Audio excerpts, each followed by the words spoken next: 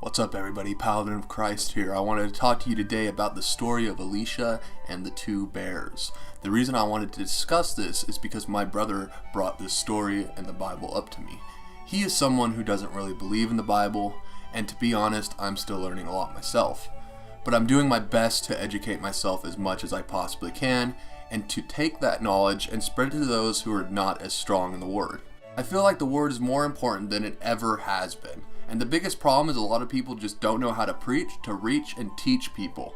I am no expert myself. But I do think with much research you can find ways to open people's eyes more easily because your wisdom of the Word is vast. So let's talk about Elisha now, that I've gotten that point out of the way. The story of Elisha and the two bears. Essentially, Elisha was walking on his way to Mount Carmel, and a few young lads were insulting Elisha because he was bald. And he basically asked God to curse the young lads that were making fun of him. So a lot of people will look at this story and just take it as a bunch of bears were eating children and not actually look into it and do research. And the fact of the matter is, most atheists who don't believe in the Bible will say God is a horrible person because after Elisha asked God to take care of the problem, he sent two mother bears to take care of the lads. They ask questions like, how could God kill so many innocent children?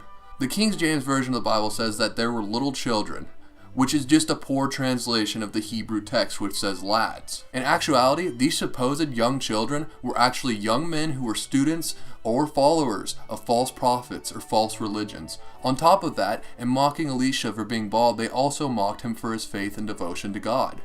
They asked him and told him to go up, and they did not fear him, among other things. And the important thing to really understand is that instead of lashing out on the kids, running away, fighting the kids, or reacting in any way to cause violence, dismay, or debate, he instead decided to simply let God take care of this problem. He put it in God's hands. It's a great story for a lot of reasons, and the biggest message in my mind is that not all things you should directly involve yourself in. Ask for God, because God is the Father and Jesus is the Son, and Jesus is the truth, the way, and the life.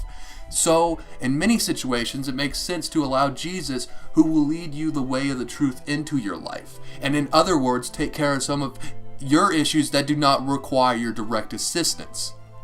The story can also be twisted easily, as you can see. If you don't actually research it or understand that some translations may be wrong or poor, it can easily lead you away from God. And yeah, like I said earlier, the biggest problem with the Bible and the church at the moment is the majority of people who are preaching the Bible or teaching it seem to not be able to convey the stories or parables in a prophetic way, or in a relatable way in today's society. When I was younger, I was obviously brainwashed not to believe in the Bible and whatnot, as many people are. But if people with wisdom and knowledge explain some verses and parables in terms to relate with what is happening in the world today, I may have been able to find Jesus Christ and God a lot sooner in my life, along with many other people. You get things beaten into your head that goes against the Bible. You get satanic messages and influences put into your brain when you're young. So if you grow up in that environment for a long time, it's hard to break free from it. And if you're in that environment for such a long time, you've heard so many lies about what the Bible's actually about. They try their best to, smear the name as much as they possibly can. Anyways, thank you guys for watching. I just wanted to make a quick video on this because I know there are some people out there that don't really understand what the story is about, so I figured I'd go ahead and give some of my knowledge and wisdom of the topic.